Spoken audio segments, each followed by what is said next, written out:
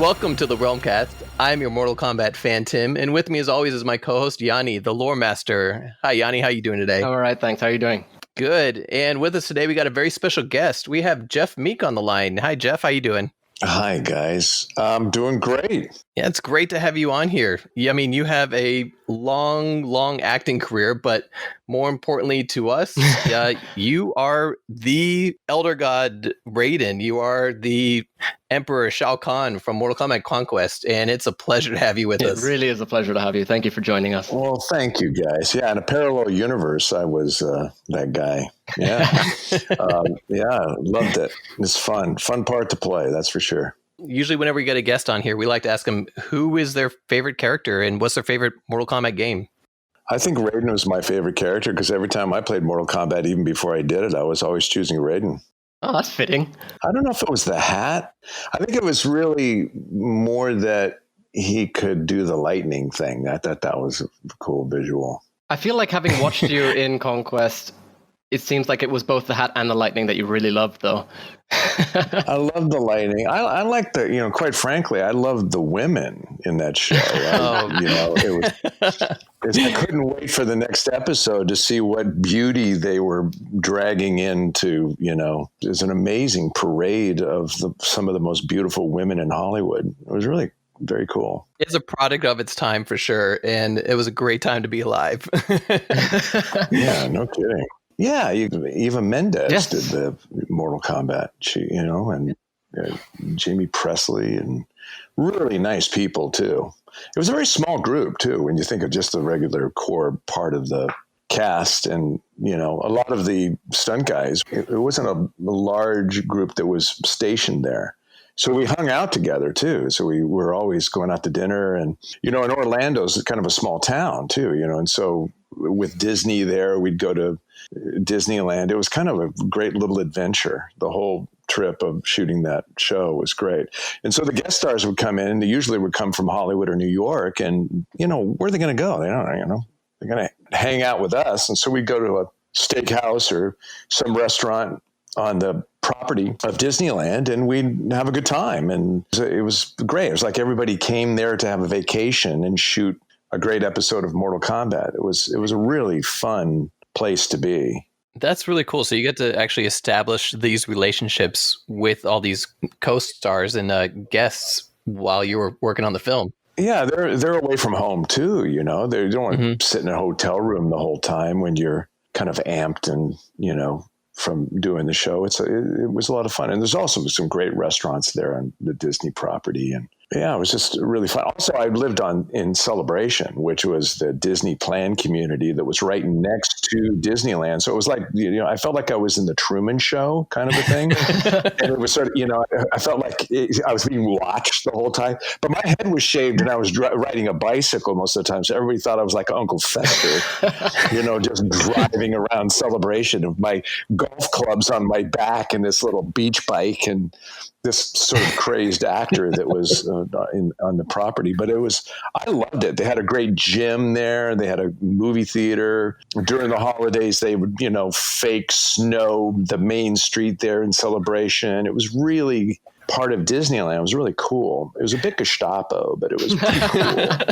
Was the entire production built by Disney? Was it ABC and Disney that were? No, it was MGM Disney, and the studio of MGM is actually on the lot of the Disney World.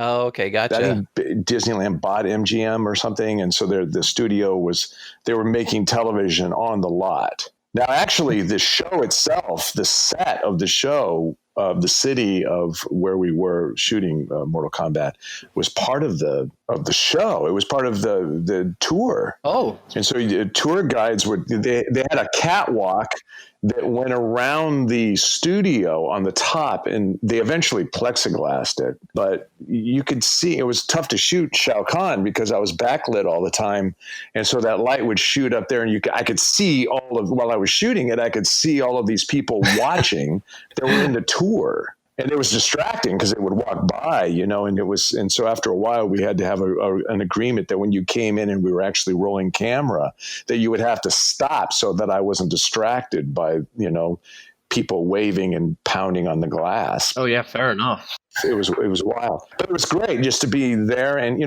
Disney World, I don't know if you've ever been there. It's really great. They have a whole adult part of the park, which is at night becomes a big club scene. And so if you want to party, it's awesome. And it was, I think I missed out on that from when I went there when I was about 10. So.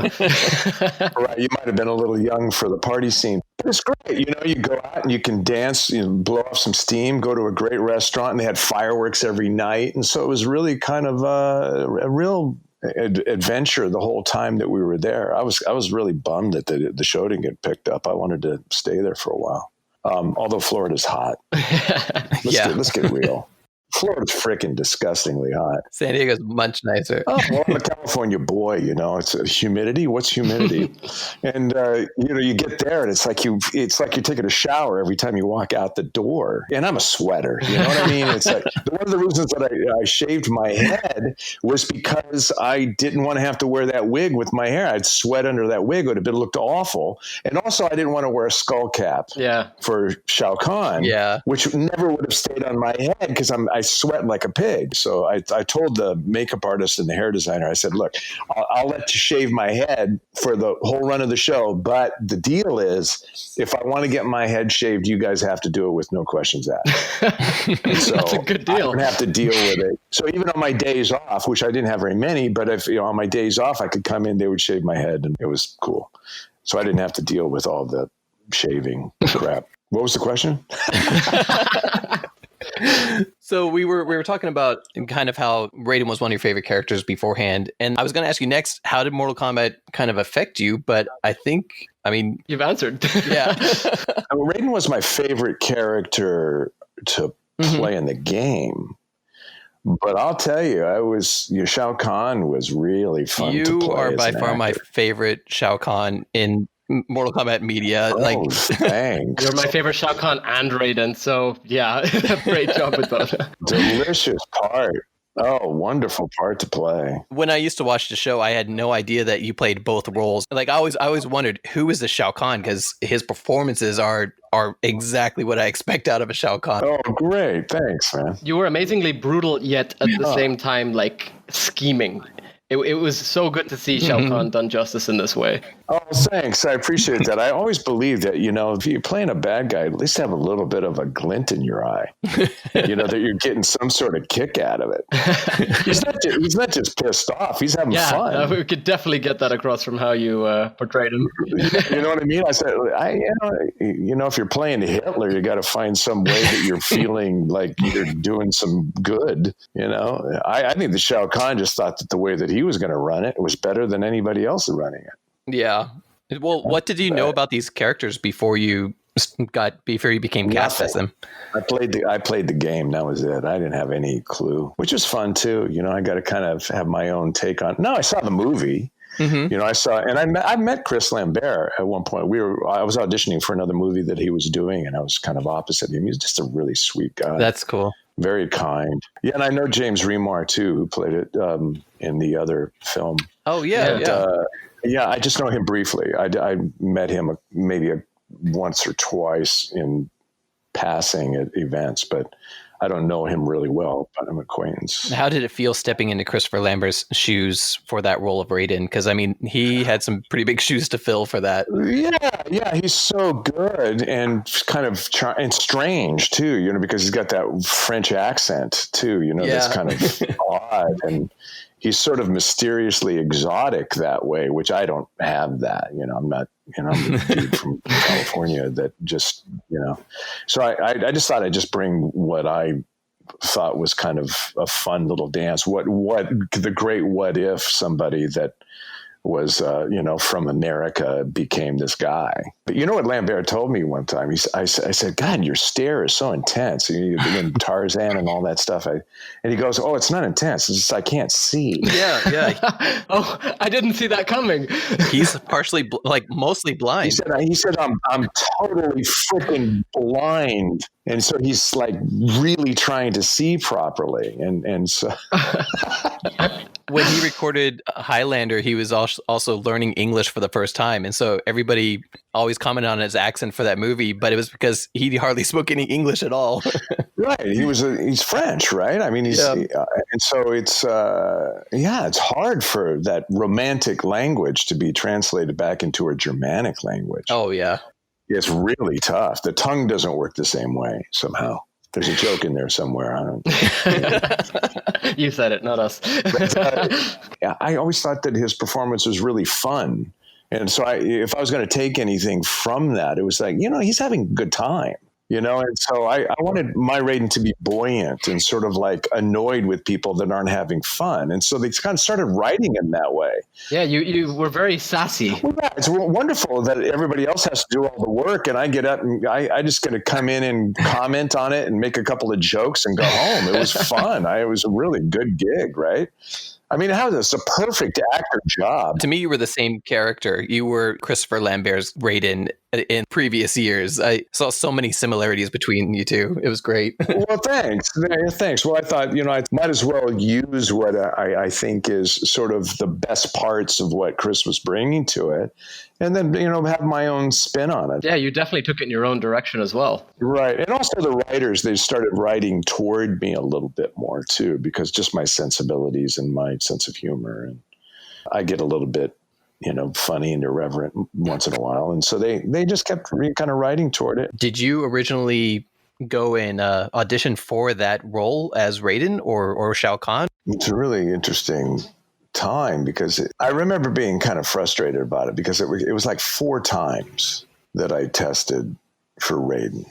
And, I was just getting, I mean, after a while, you just kind of go, okay, I know I'm in the mix, but it gets a little aggravating when it's like 4 or 5 times. And then I went in on the last one. And it was the, producers there and the director and casting people. And I had I did my audition, and they're all kind of mumbling to each other, and kind of leaning in, doing that sotto voce whisper. And I'm kind of standing there, being stupid. And the casting director just turned to me and she just went, here, Jeff, here's some sides for this other role. And I went, oh no. That's over. That's the kiss of death, right? And so I went, all right. And so I was kind of just sort of nonplussed a little bit about that, which actually I think bled into my reading of Shao Kahn a little bit. I think I wanted to take it out on the casting people and the producer. And so they said, why don't you go outside and work on the sides a little bit for a few minutes? And I went, no, I just read it. And they went, really? And you don't want to look it over? And I said, no. I was just kind of irritated and, and I just, and so I just let them have it. I just kind of, did my best version of, pissing and moaning on them. And they loved it. And I didn't know. They just kind of went, oh, thank you very much. Another kiss of death. And so I walked out of the building kind of going, well, what the hell just happened? And I thought I totally botched it, and I got a call that day from, if I recall, it was Fran, lovely woman, good casting director. I'd worked with her on other projects before. And she called me up and said, hey, Jeff, would you be interested in playing both parts? Wow. And I went, what do you mean? And she goes, we like you for both. We want you to play both characters. And I went, do I get paid for both characters? I thought we were just trying to, save some money. Yeah. And I went, yeah. And they said, oh, yeah, absolutely. Gosh. And I went, wow, that sounds like a lot of work. And then I didn't say that. I was thrilled, actually, just to, quite frankly, any actor that, you're practically begging people to give you a job, I felt so elated. I was so excited to for the challenge of that. I mean, who gets that opportunity is pretty rare, to play both sides of the coin. Yeah. Yeah, and exactly. It's like, I got fairly well psychologically integrated during that show because I was playing like the good guy and the bad guy. So it was really very cool for my soul. It was just really, I felt like I went to therapy every day playing both parts. But it was so challenging. But it was so fun. Interestingly enough, playing both of those parts is when I walked on the set dressed and ready to go as Raiden, everybody wanted to hang out and party with Raiden. But every time I came out dressed and ready to go as Shao Kahn, you couldn't get anybody near me within about 15, 20 feet. Shao Kahn was a very lonely guy. Did they give you background information about the characters before you started to play them or approach them? Yeah, he said, Raiden is sort of this guy that runs the Earth realm, and he's kind of a mystical sort of, ninja figure, and wise and old and biblical in a lot of ways. And the other character, Shao Kahn, was sort of his alter ego. It was like, and I went, oh, cool. And I said, yeah, he's just sort of in the underworld, and it's sort of this mythical world that he runs, and he's, a shadow figure, sort of a Mephistopheles kind of figure. I don't know if you guys know Faust. Mm-hmm. Yeah. But it was, Faust is a story about the guy that sells his soul to the devil, and the devil has this liaison that goes and finds him to collect, and his name is Mephistopheles.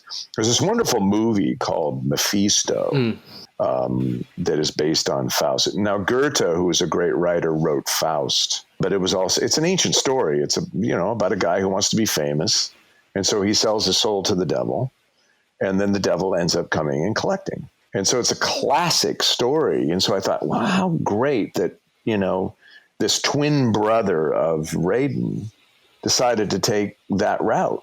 And he wanted to be all powerful and successful. And that's interesting that you mentioned that, because the twin brother thing, that was something that they kind of used in the movies too, but it's something that's kind of been scrubbed from the story since the movies and the TV show.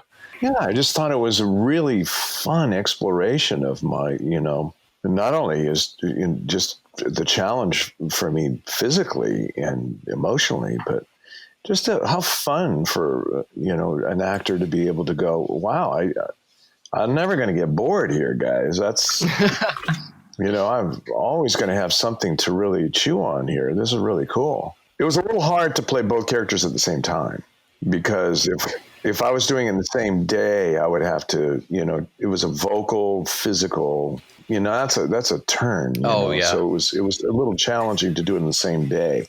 And that didn't happen very often, but when it did, it was a little bit much. But yeah, loved it. But that's kind of how the casting went, is that it went on forever. And then all of a sudden I only auditioned for 5 minutes for Shao Kahn. Literally just reading. It was so bizarre.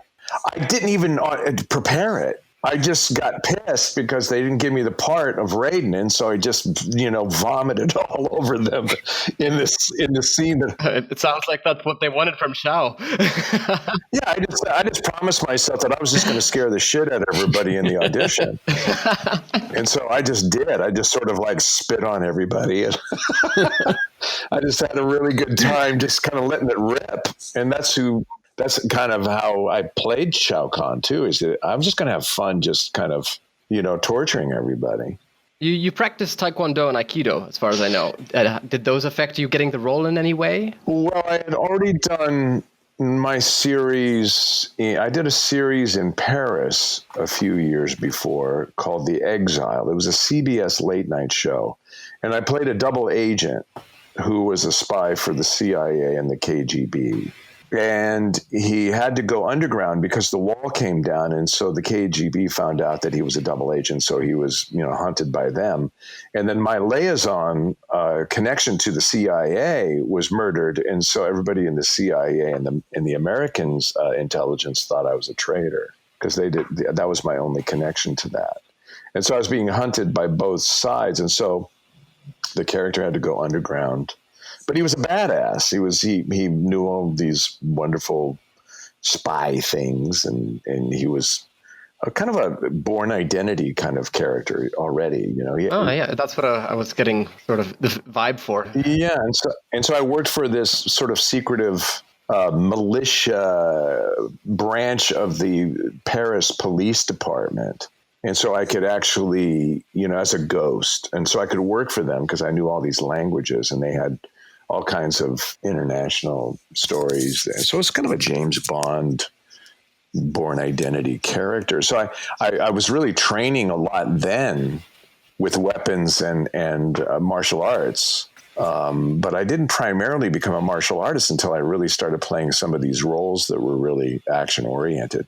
I also did a pilot earlier before that called Remo Williams. And I don't know if you guys know the movie of Remo, No. But it was Fred Ward and Joel Grey. It was in the 80s, and it was about a guy. It's based on the Destroyer novels. And the Destroyer novels was written by, I can't remember the author's name offhand right now, but he wrote like 8,900 of these novels. And it was about a guy who was a cop in New York that didn't have a family. And so he gets hurt, but this underground part of the American intelligence needed a ghost figure that was trained as a ninja kind of quality. So they had this Korean guy teach him this secretive martial art called Sananju. And so he could do all these wild things like jumping off of big buildings. And it was a very Superman kind of Spider-Man mix of things that this character could do. And so I started training really, really hard for that pilot. And I was working with some great martial artists and stunt guys with that. And I did some gags in that thing that were just terrifying. And so then from that show, it didn't get picked up because I think the network got a little nervous. It was a really good pilot. I did it with Roddy McDowall, the great Roddy McDowall played the Chun character in it. And it was a really cool pilot. And so, he was like doing all this really crazy shit. And I ended up getting a pilot for The Exile after that. And I went to Paris to shoot that for almost, I guess it was a year and a half, 2 years, something like that. And that was a late night show that was a French-American co-production. And then from there, they liked what I was doing with that. So they canceled that show. CBS then hired me to do Raven. Mm-hmm. And I did Raven with Lee Majors in Hawaii for 2 years. And it was all based on this guy being sort of a ninja warrior, And so I did a lot of sword work, and I worked with, Jeff Imada and Billy Blanks and Philip Tan and all these great martial artists that I worked with. Al Leong was teaching me, technique, and James Liu, who I had a fight with in Raven. He was at Garrett Warren, who's he did all the stunt coordinating and for Avatar and all the James Cameron movies. He was my stunt double, and so I was working with those guys with Billy Blanks for months and months and months and months. Also with Benny the Jet Urquidez, because earlier on in my career, I was going to do a film called Ford Fairlane with Andrew Dice Clay, and I was playing the heavy in that, and I had to do a lot of martial arts in that. So I started working with the great Benny the Jet Urquidez, and I was in the ring with that guy for 6 months. And so I was being trained by the best martial artists in the world for many years. And so by the time I got to Mortal Kombat, I was a seasoned martial artist. I'd been trained in so many different disciplines. Did you actually fight a lot in Mortal Kombat? I don't remember Raiden fighting much. No, not at all. It was really quite luxurious. I played a lot of golf on that show. I didn't really, you know what I mean? I didn't have a chance to really kick anybody's ass until I actually fought myself in that final fight. How did that work exactly? My stunt coordinator was about my size. And so we'd put Raiden's costume on when I was playing Shao Kahn, and then we turn the camera around and I would put the costume on and he would switch and he would put the Shao Kahn costume on and I would play Raiden. All right. So you had to record everything twice. Yes. Well, many times. It took us almost a week to finish that whole sequence. Wow, that's cool. It's a great scene, though. It also was a lot more elaborate than actually what we cut it down to. There was some cable work that we did in it. It was just really redundant and crazy. I mean, it went on forever. It was just epic. Well, and the reason for that is they gave me a little bit of leeway. I said, look, I didn't get a chance to fight a lot in the show, and this is a culmination of it was the season finale. Is it all right if I coordinate it? And I can really do a scene within it. And so that it really becomes a real part of the episode that it's going to be dynamic. And they said, sure. And so I sat down with the stunt coordinator and we mapped out all of it together. So I got a chance to really be a part of really creating that choreography. That's really cool. But it went on forever. I mean, I had all kinds of bells and whistles in it. We were doing cable stuff, and I had more lightning strikes, and I had different weapons. I was going to say the weapon choices, because usually Shao Kahn has the hammer, but in this, Shao Kahn had the sword and Raiden had the hammer, and I found that a very interesting switch. Yeah, I don't know much about the details of the history of that. I just know that was one of his ideas. It worked well considering how you guys fought, actually. Well, you fought, really. It was quite interesting to see that switch. I thought it was cool. It's kind of an aha moment when the hammer shows up. It's kind of... I think you pull it out from behind your back or something, if I remember correctly. Yeah, I think I think what I had is I had the hammer part and a cut in my hand, and I just dropped it to the handle. Ah, okay. And so it just kind of feels like it just appears, but it's really just dropping out of my hand. But I also had, other weapons that Shao Kahn was throwing out. Yes. But we cut all that because first of all, it was way too long. That whole altercation was about technically 2 episodes long, although the fight was just 1, I think. Exactly. Yeah. And I thought the whole dialogue thing was, was a little bit overdone, but it's still, the fight was a lot of fun to do. And we had a ball doing it. You were talking earlier about how you would come on to set as one character and everybody would run away versus the other. What are some of the difference between who you are and these roles that you played within that show? What's the difference between who I am? Yeah, like how much of yourself did you put into Raiden? How much into... It's all of me, man. It's really, I think the great thing about acting is that you get a chance to really, just through the filtering system of the obstacles of that character, it's really you. Mm-hmm. Especially in a television series, I mean, they're writing it as fast as you're doing it, so they're kind of trying to find ways to tell a story in the most effective way. So they're writing toward your personality most of the time. That's why shows usually get better. They sort of season. Yeah. Mm. It's when you see a show that, it's a television series, usually it takes a little bit for them to get their legs, It's because the writers are doing the same thing. They wrote a pilot, now they have an actor. They're trying to find some sort of way of fitting. So it takes a while to kind of get in rhythm together.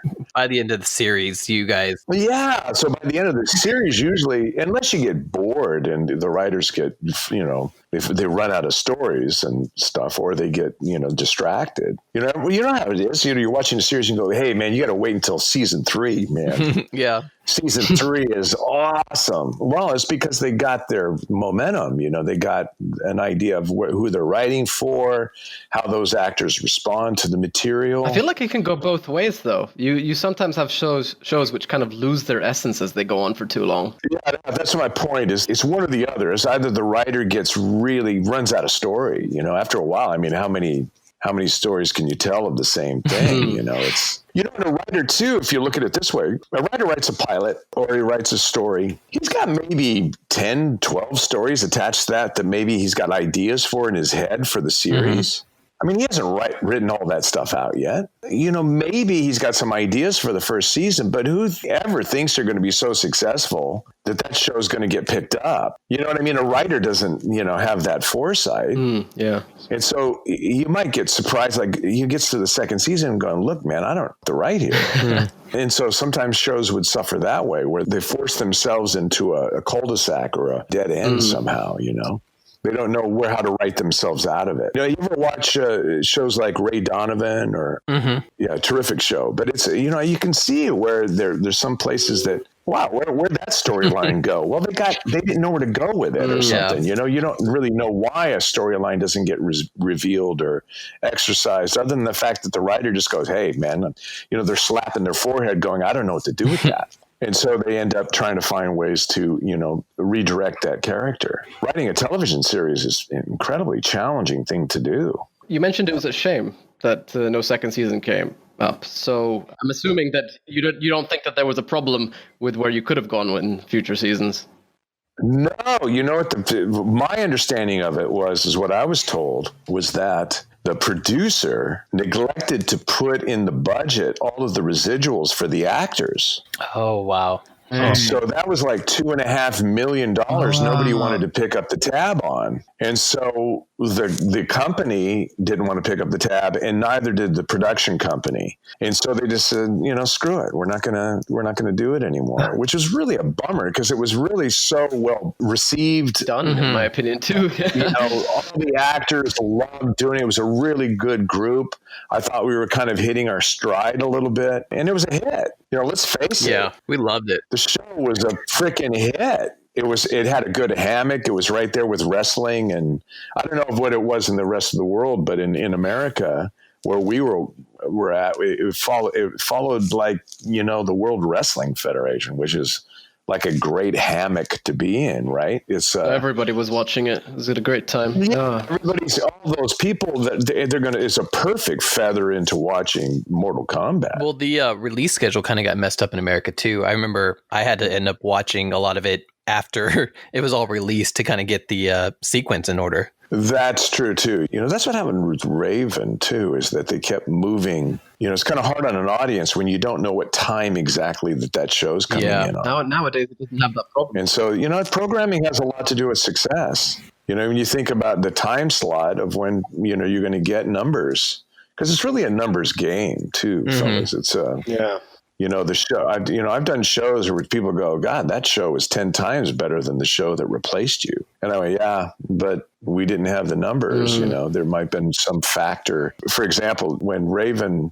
was replaced by Walker Texas Ranger, is that Walker Texas Ranger, the quality of that show, he could barely have enough money to make 3 episodes. And the quality of the show was not even remotely close to the production values and the quality of the show of Raven.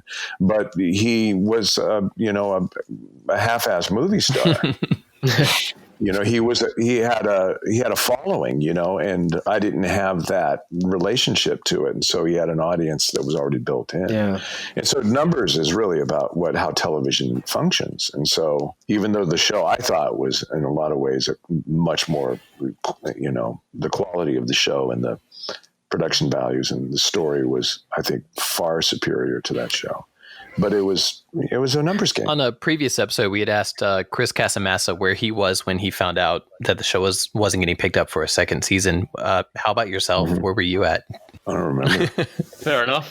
Yeah, I don't think I remember. I think I've tried to block it out of my head. I imagine so. Yeah, I don't blame you. Well, it's kind of the nature of acting is that, you're always looking for other work. I mean, even if you're on a show that's really successful, what's the length of that? Is what? Yeah, you never know how long it's going to last. And as we've seen here, just one season. Yeah, it's like winning the lottery of even getting a show that gets on the air, let alone something that actually is popular. Or getting cast for 2 characters in the same show. Yeah, including the main villain. or getting picked up at all. I mean, my God, it's, the numbers are crazy with that, It's so rare that a show becomes, so loved, part of our iconic. Yeah, I just thought that, I always thought that on some level somebody should have just paid the bill and made the show. Oh, I agree. I've to this day, I was telling Tim before, I've seen the show more times than I can actually admit to have seeing it. I don't know. I really loved the show. It stuck with me, and I've always wished we could have gotten a second season. But how did you feel specifically with the last 2 episodes? What happened with them? What was the idea behind them? Because from what I can tell, it was supposed to move into a second season. Yeah, it was a cliffhanger. Did they have any plans to continue? Yes, of course. They certainly didn't want to end on the bad guy winning.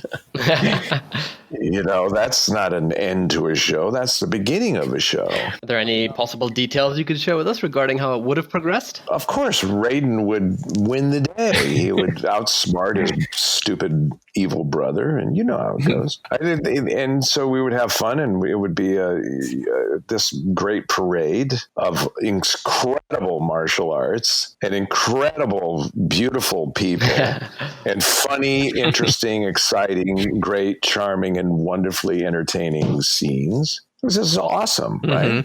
Oh, for sure. Yeah. I mean, I love this. I even loved watching the show. I just think it was just entertaining. It's just good entertainment. I was just about to ask you, do you ever go back and revisit the old episodes? I haven't. No, kind of. I'm looking forward to my new stuff all the time. Oh, I'm sure. Yeah.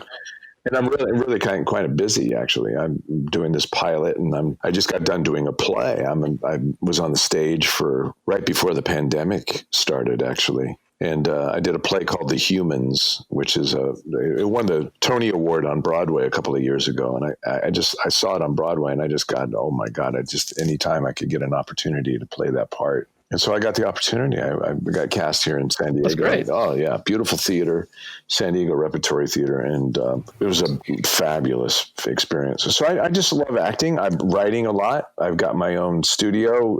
I'm directing a new play, and my pilot, and I'm starring in the pilot, and I've got another musical that I'm writing, and I just really, I'm happy. I'm happy and feeling like, I'm living a wonderful, artful life like I wish on everybody, Well, it's very nice to hear. That's really good to hear, actually. Yeah. I mean, I have my issues, but it's, it's a losing proposition, guys. You might as well live it up. Definitely. Agreed. So if you could go back and replay some of these old characters, either Raiden or Shao Kahn, would that be something that you would consider? Oh, are you kidding me? I'd jump on it, man. I loved it. I was bummed when it didn't get picked up. I was pretty pissed too, because I think, wow, how successful do you have to be before somebody gives you money to do something? Yeah. We had a following. Everybody loved it. All the crew and the cast loved going to work. Mm-hmm. The camera crew was great. We just were a big family, We had a really good time. We thought we were a hit. And to not get picked up was really disappointing. It was kind of a kick in the teeth, too, with how it ended, considering, pretty much everybody really died. Not cool. Yeah, not cool to the audience either. Yeah, I just don't understand really how we could have come back from that point. Oh, yeah, that's why I thought it was a really great cliffhanger. It looks like all is lost, right? Yeah, exactly. So but it's not. There's always been theories about how it could have happened, like back in time, or it's all a dream. I would say that there was some sort of miraculous thing that might have happened that from Raiden's point of view, that he gets the leg up on Shao Kahn and escapes and recovers, and then gets his strength back, and then meets him in a neutral place again and kicks the shit out of him. I don't know. I fantasize about it, but I just thought that, wow, I'm going to be living in Florida for 5 to 10 years. Oh, yeah. That's what I thought was going to be happening. Yeah. And then I was going to be really, really rich. No, I'm kidding. But not really. I mean, I thought I was going to have to, get a fishing boat or something in Florida, because I just thought that there's no way the show is not coming back for a second season. Yeah, I was completely shocked. You never know in show business, man. You never know what's going to happen. Did you, looking back on your role as Raiden, and Shao Kahn, do you wish you would have gotten a different role, or would you right now do the same thing again, pick those two? Well, quite frankly, if I wasn't playing Raiden, I would have picked Shao Kahn. If I wasn't playing Shao Kahn, I would have picked Raiden. That's awesome. Yeah, they're two of the best parts, in my opinion. They're the chiefs. Everybody else is an Indian. Do you ever pull out either of your roles in your everyday life? Like if somebody cuts you off on traffic, you start yelling at them. Oh, yeah. Uh-oh, someone broke a rule. I am actually the ruler of the Earth realm. And you just cut me off in Starbucks. No, it's a little much too when you're playing characters like that too. Is that you start thinking that you're kind of special. Oh yeah, it's a real trap. You're not special, Jeff. You're just an actor, getting a paycheck. Did they ever approach you after the show to do anything else with Mortal Kombat, like commercials or voice acting? Yeah, actually, the guy that was running, we had meetings together, and he was going to do another movie, and he wanted me to play Raiden and Shao Kahn again. Oh, for the the undeveloped third movie. That's right. Yeah, the undeveloped third movie, and it never happened. He never really materialized. It would have been amazing seeing you on the big screen. Yeah. And I said, hey, he brought me. We went out to lunch. he had, called me up. We went out to lunch and we sat there and talked about it. And he goes, I'm thinking about doing another movie. I said, you have to cast me. I said, I want to do this so bad. It's really fun. Larry, you got to cast me. And you know damn well I want to do it and I'll kick the hell out of it. And he goes, yeah. And I want to do that too. So he had said, at the meeting, for whatever that's worth, that he wanted to use me for both Raiden and Shao Kahn. Or just, it could have been just Raiden. I can't remember. But it's, I know that he wanted me to be in the film if it was going to happen, but it never materialized. It was kind of sad. Yeah. But I thought, that's cool. I'd like to make another motion picture with it. But yeah, I just think the television series is the way to go with that story. Mm-hmm. I mean, it's got so many great places you can go with it. So many side stories too that kind of fit into the whole series. Each episode seemed to be a whole side series. I thought it would have been kind of cool too to actually have it sort of leap around in terms of time travel. That's kind of what they ended up doing too with the most recent games a little bit. Oh, is that right? Yeah, so it's interesting that you say that too. Yeah. I haven't played the game or even been around it at all. I don't know anything about the future of it. I stopped in 2000 that we finished. That's the last that I've even, I haven't played the game. I haven't done any kind of research on it, but that would have been really cool, to have, look how many storylines you could have with that. Yeah. Oh yeah. I always felt like that's where it was going with the end of the series. And how fun to do that, Did you have any favorite episodes? Or moments. Yeah. Well, I really did like the episode when at the culmination, because I just had more to do. It was me with the fight, and Raiden was really taking charge. And we were in great peril. The Earth realm was being overwhelmed, and thought that was really kind of cool to open it up and have a real strong finish for our first season. Mm-hmm. I always thought that, I wanted to do more with Shao Kahn, is that I thought Shao Kahn was not really utilized the way that he could have been. Oh, yeah. I would have loved to have seen more of him. Totally agree. Right? He was just sort of like, he kind of comes in and you're just kind of annoyed by him. He doesn't really do anything. It would have been really cool to see him maybe at one point be challenged by one of his underlings and have a great fight. Destroy him. Just see him fight. Yeah. You never see him fight till the end. Or see him, just decimate somebody. Right. Just, crush a head with one hand or something, something. There have been so many great stories about how they became who they were, too, just going back in time. Just finding out, how does Raiden become Raiden? Oh, yeah. That would have been awesome to see. How did he get these superpowers of light? How did he harness electricity? How did, Shao Kahn become the underworld god? What did he have to go through to be that? Especially if there were supposed to be twins, this sort of Romulus and Remus characters. Mm-hmm. And where was the split? Yeah. How cool is that? Maybe they did have this really huge cataclysmic event that happened that separated them. I think in the second movie too, they touched on their father as part of the story, from what I can remember of that one. But yeah, it was apparently Shinnok. Yeah, you know what? I think it'd be really cool just to do a story just based on those two guys. Do a whole movie just based on that. That's what's so interesting about Mortal Kombat as a whole, is that each character. Yeah, you can franchise all the. Yeah, it's like Marvel comic. Yeah, you got how did Scorpion become Scorpion? Mm-hmm. That's a bitchin' backstory. Oh, definitely. I mean, what I loved was that each episode had a different character's story coming up. Like, we saw characters such as Rain or Reptile, Sub-Zero, Scorpion. Everybody came up in some fashion and always had their own little storyline. Yeah, I thought that the writing was remarkably good for, Steven was a terrific writer. He wasn't just a writer for Mortal Kombat. He really knew how to write. And being able to write all those side stories too, but keeping the main protagonists. Absolutely. He always had a little twinkle. Mm-hmm. It was kind of kept it buoyant and joyous, and yet it was dark and moody and cool and sexy. And, that's a tough balance. Yeah. To make it kind of dance with the essence of what Mortal Kombat is in that video game, and to bring that out is a pretty remarkable thing to do as a creative writer. That's pretty cool. And so we really liked it. I don't want to speak on everybody's behalf, but I thought all of the regulars thought, God, this is really fun, isn't it? We get good writers, and We got good storylines that are meaningful, and they're It was such a shame to see it not continue. Yeah, wham. Yeah, exactly. It was a sad day. But Steve and I became really good friends. We played all kinds of golf together, and we hung out. I love the writer.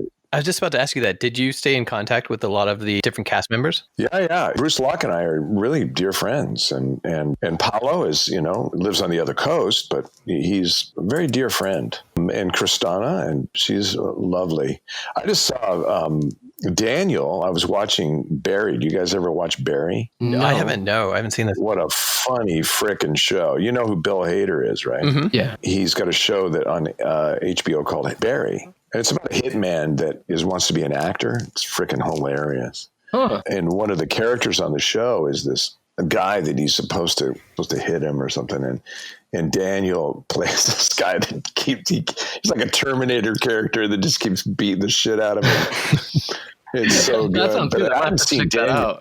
I haven't seen Daniel in a long time. Ever since the show, I haven't seen any hiding her hair of him. But it was great to see him in that show. He was really terrific in that episode, and funny. He was very funny in it too. Do you know what's really kind of unique too is that I went to college with the other Shao Kahn. Oh, did you? No way. Yeah. From the Annihilation movie? Yeah. I'll tell you a little story about that if you want. Yeah, sure. It's a little side story. We'd love to. Yeah, I was doing a play with him. I was playing Coriolanus. It's a Shakespeare play. Mm-hmm. And I was playing the lead in it. Brian's a big guy. He's bigger than I am. I was on the set, and he was playing one of the senators in the stage or something, and we were in college at UC Irvine. And he was bugging me on the set. We were doing something on the stage, and he was bugging me and just kind of, giving me shit about something. I was playing Coriolanus, and Coriolanus, if you know the play, he's a warrior. He's like the greatest Roman soldier. He's like a gladiator. And he was playing a senator, and I was standing there in my costume, and he started giving me a little shit. And I just turned to him at one point, and I warned him. I said, "If you don't keep your mouth shut, I'm going to drop you."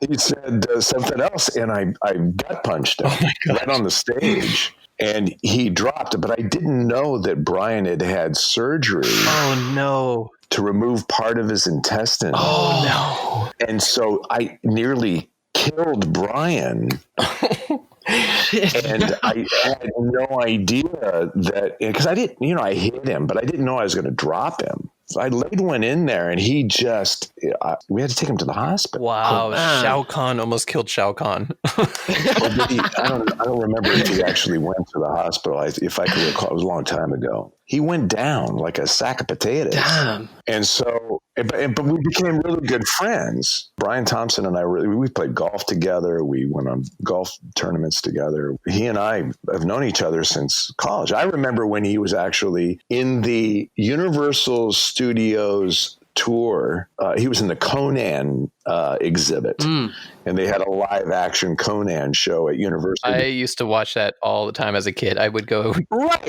And he played the bad guy. He came out with the hood and everything, and he came out and, talked in his very deep, resonant voice. And he did that show for, I think, a couple of years or something. And then he got cast in that Sylvester Stallone movie.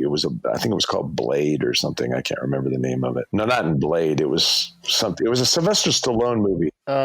Cobra. He was in Cobra. That's what it was. And Brian got his first break playing the bad guy in that. Oh, okay. And that was a couple of years after he got out of school, when he was still working at Universal. And so we've been I've been friends for him since I was a junior in college. Oh, that's cool. And then he got the movie playing Shao Kahn. I went, oh, cool. I didn't even, I auditioned at that time for the movie of Mortal Kombat, the first one, for Johnny Cage. And I auditioned, check this out, I auditioned with Cameron Diaz. Oh, that's right, because she was trying to get Sonya. Yeah. I auditioned with her. I tested with her in the audition, playing Cage opposite her. Whoa. We laughed about that later on. We both laughed at the fact, we both auditioned and didn't get the part in the first Mortal Kombat movie. And so, well, she's done pretty well since then. Oh, yeah. Yeah. You both have. And a couple of gigs, so Brian and I have been, friends forever. But that was I didn't see that coming. funny story. But Shao Kahn dropped Shao Kahn on the stage in college. Isn't that weird? That's a weird coincidence. It is really weird. Odds that you're going to be playing the same bloody character in a comic book sort of. That I just think that's really very funky. I think we just found Jeff's favorite finishing move. It's the gut punch. It's never been that effective. I mean, if you tell me that you've had part of your intestine removed, I'd be happy. Lost the fatality immediately once you hear that. Yeah, I thought, my God, I'm amazing. And and everybody on the stage just looked at me like I'd killed the senator. Oh, was he a big guy back then also? He was huge. He was like, he was in college. He just got done playing football in Washington. God. So he's absolutely ripped, and I was fit, but I wasn't near, I was not quite as big as he was. Yeah, I think he's a couple of inches taller than me too. Yeah, so we became friends. It's how guys are. Yeah. And I felt really bad. I didn't know. He told me afterward, I just had part of my intestine removed. You're like, shit. I just killed my co-star. So earlier you were telling us what you'd been up to since Conquest. Do you have any other projects that you're currently working on that you'd like us and the fans to know about? Yeah, I'm doing some action stuff. I have a character that I've been working on that a lot of action. Mm-hmm. A lot of martial arts in it. And the pilot that I'm doing right now has a lot of action in it, but it's based on the San Diego Police Department. Oh, it's cool. sort of a different kind of action. Okay. Yeah. And also the Mexican cartel. And so it's about, drugs and violence and having to deal with the border. And I live in San Diego now, so it's kind of cool and prevalent and exciting. So I'm writing that and working on that. The other show that I'm writing is sort of like a Raven-ish character. He's sort of almost like a kung fu character. Cool. So you can kind of go back to your roots with that one. Yeah. And did you guys ever read the book Shibumi? I haven't, no. Raven, the show I did for CBS, was based on. Really? Yeah, that's how I was sort of seduced into doing the show. And it's about a mystic he was half Russian, half Japanese. And he was this savant that became this sort of mystic warrior. And it happens during the Second World War, and he gets imprisoned. He ends up becoming this assassin. This sounds pretty awesome to me, honestly. It was an awesome book. It's an awesome book. You'll love it. I'd pick it up and read it. You'll dig it. I'll check it out. And it's called Shibumi. The head of the network, who was Jeff Sagansky at the time, he loved that story too. So him and Frank Lupo, they got together, they were talking about what they can write next after A-Team, and he went, I want to do Shibumi. And Jeff goes, I love Shibumi. And so I got seduced into thinking that we were going to do Shibumi. And so he wrote a show like that character. So that's what my Raven was based on. And they ended up making a movie or a made-for-TV movie. That was the pilot. Oh, okay. We did a 2-hour pilot for the And so that's how they did it back in the day, is that they would do a pilot that was like 2 hours long, and they just separated into 2 different episodes. Oh, yeah, spin it off. Yeah. And so they could do it like so it felt like a movie. If you wanted to release it as a movie, you could, but really it's a pilot to kickstart a series. Makes sense. Yeah.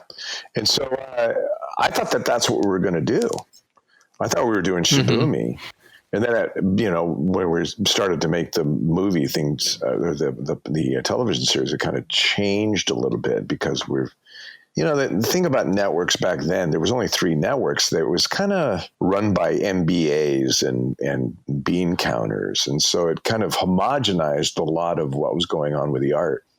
What's great about this era in television now, in my opinion, is I consider it the golden age, because there's so many different avenues for art to be created because of the cable. Yeah. is that the HBO really created the model for this, is that they decided to give power to the artist back. They gave it back to them.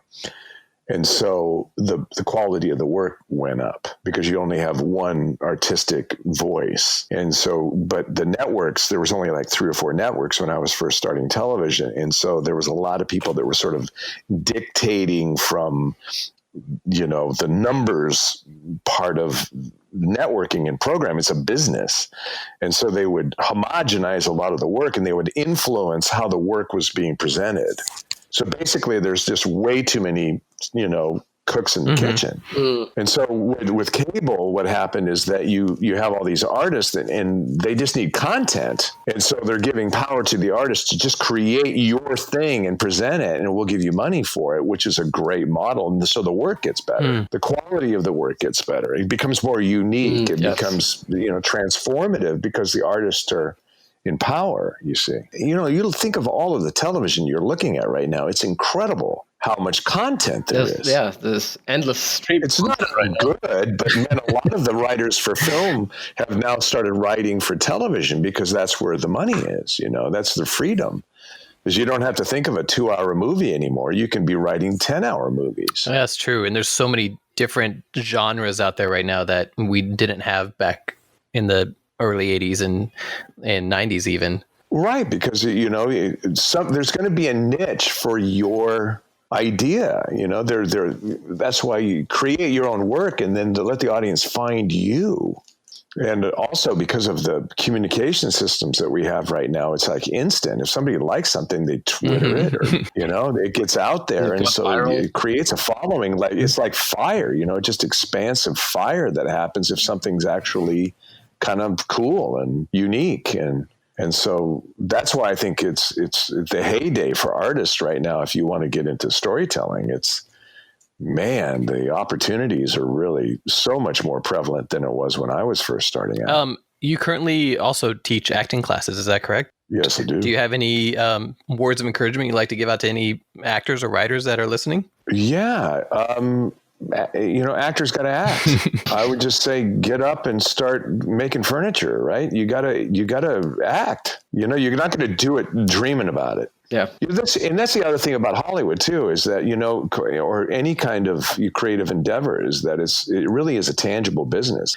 Everybody's got an idea. Very few people actually take the idea and actually apply it and actually get the work done. And so when you have that kind of approach to it, so, almost like, if you're making furniture for a living, is that that you can't dream the furniture and keep drawing furniture. You got to make it. It's the same thing with writing a script. A lot of ideas out there, but there's very few people that are actually taking the idea and making it a tangible object. Actually doing something with it. Yeah, it's you're shooting it and you're editing it and you're creating the sound and you're costuming and casting. Those are tangible elements that have to go into the creative process to make it happen. Same thing with acting. I think a lot of actors just sit around dreaming about the idea of being an actor rather than actually going out and creating the work. If you want to be an actor, you got to act. You got to find an audience for one thing, and you can't do that if they're not seeing the work. I love it. So you can't dream about being an actor. There's a reason it's called acting. Yeah. You got to take action. You got to actually be the person doing the work. Nice. And you are your own industry too. You got to have some sense of husbandry about your own business. Are you going to, be the CEO of your company as an actor? Because I am my business from my head to my toes. I got to take care of that organization. And so there's, skill levels that you need to master in order to be successful, I believe. You have to be determined, and you have to have good energy, and you have to have perspective on the world and your work, and you have to have courage and focus, and know how to intensify your focus and know how to have duration in your focus. You have to have poise. which I think some people are intrinsically gifted, but you can learn that and you can get better at it. And of course, you have to be resilient because you're going to get knocked on your ass. That's great. Yep, very true. And the other thing, too, is that you might not be successful, but by God, you're not going to be depressed. You're doing what you want to do. Yeah, you're keeping yourself busy doing what you liked, doing what you love. Yeah, you're in your bliss, as Joseph Campbell used to say. It's what you feel like you've been brought here to do. You want to be creative and you want to create. That's great advice. That's beautiful advice, actually. Yeah, don't complain about it. How about just making the world more beautiful from your own point of view? That's my take on it. If you're going to live the artful life, if you want to be an artist, live it. Get up in the morning and get on with it, because there's only so many breaths you take. You might as well be doing what you love, breathing into something that you love doing. Yeah. It's like Jim Carrey said in his commencement speech. Did you guys ever see that? I did. Yeah. No, I'm not. Well, yeah, it's beautiful. He's talking about his father. He's a great comedian and never had the courage to go do it, but he ended up hating the job and the career that he had, and he ended up getting fired by it. So what Jim decided was that, you might as well do what you want to do and fail at that, because you can actually fail at something that you hate. True. Yeah, very true. Great advice. You're right. And then you're going to fail at it. So try it again and learn from to be really confident at something, you got to be willing to fail at it. Michael Jordan's a good example of this, the great basketball player. Yeah, he became the greatest basketball player, but his first, endeavor with basketball was failing at it. He wasn't even picked on his high school basketball team. That failure drove him to improve. I actually didn't know that that's what happened, but yeah, that's a great. Absolutely. Do you know who Mark Ruffalo is? Yes. Pretty much everybody does now, right? Yeah. Mm-hmm. I would say that Mark Ruffalo is a Hollywood star. Oh, yeah. Yep. Mark Ruffalo couldn't get arrested for about 10 years in the beginning of his career. But did that stop him from making art? No, it's because he wanted to get really good at the craft of acting. Mm-hmm. And so it made him very skilled. His talent was going to eventually be seen. It's like, think of Vincent van Gogh making his paintings. Well, is Vincent van Gogh any less of an artist because he didn't sell any of his work? No, he had to paint, because he was an artist. And so he made some of the greatest art arguably some of the greatest art in history. Yeah. Yeah. And now it's probably now the most sought after art in history, even though he didn't sell it during his life. So tragically enough, he wasn't like Picasso, who, made lots of money while he was still living. But my God, it doesn't make him less of a talent or a star, just because he didn't happen to, be alive when he became successful. That's some great advice. An actor has got to act. Before we let you go, tell us, what is your favorite finishing move or fatality or brutality from the Mortal Kombat series? Well, what's yours? Mine, one of my favorites would have to be when Raiden drops the arcade machine. I'm just sticking out the Raiden theme because you're here, but Raiden drops the arcade machine onto his opponent. So that was very politically correct of you. Yeah, I think I have a tendency to agree with you. I think because what's great about the Raiden character for me is that even not playing it, is he's got such a good sense of humor. Oh yeah. It's just really. I think he's the most charming of all of them. He's just, and so. I always like a good yuck, guys. And so the arcade thing I think is really fun. I mean, it's the show's dark. It's a lot of violence in it. So it's nice to kind of have a little bit of a chuckle. Oh, for sure. When there's you can pull somebody's brains out with their spine attached. It's a little much. Your Raiden was quite lighthearted, but he did have some serious moments in the opening for the show. There's a bit where Raiden kind of always says, "It's the burden you must carry." Would you mind saying that for our listeners? It's the burden you must carry. Thank you. He took everything very seriously because he knew how precarious it all is. But I love the wisdom, the sort of Yoda mentor kind of elder quality. He was a Yoda that could smile and make fun of the situation. who still had a sex life, you know. That was definitely made clear throughout the series. I requested that too. I said, he's not a eunuch, guys. He still likes chicks. Is one of the reasons that he's, in the Earth realm is because he likes women. So while we're on Mortal Kombat quotes, in the final episode, when you're fighting against yourself, Shao Kahn keeps telling Raiden, "You will bow to me." Do you mind saying that one too for our listeners? Oh my God. Let's see. Well, in order to do Shao Kahn, I had to practice for like maybe 40 minutes or something. Wow. So I'd have to kind of work into this place.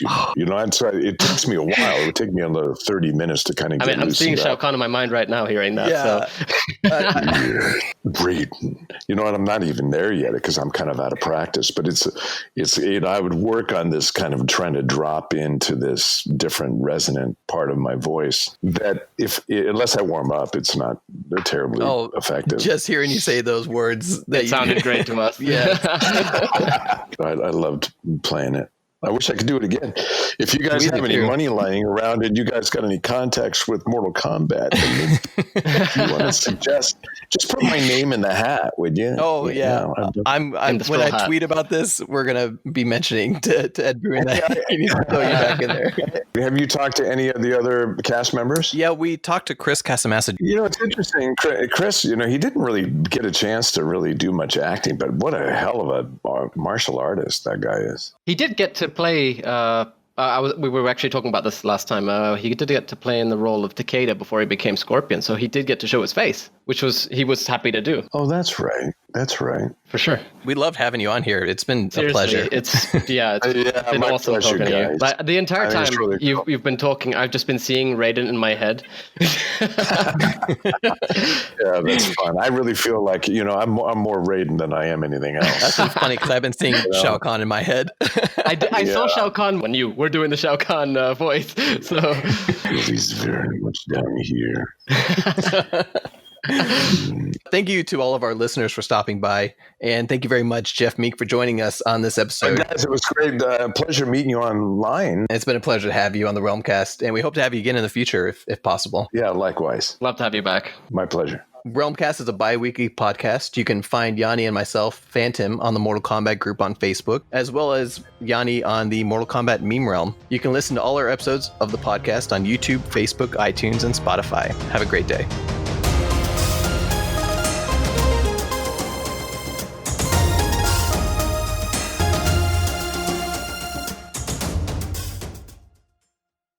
It's the burden you must carry.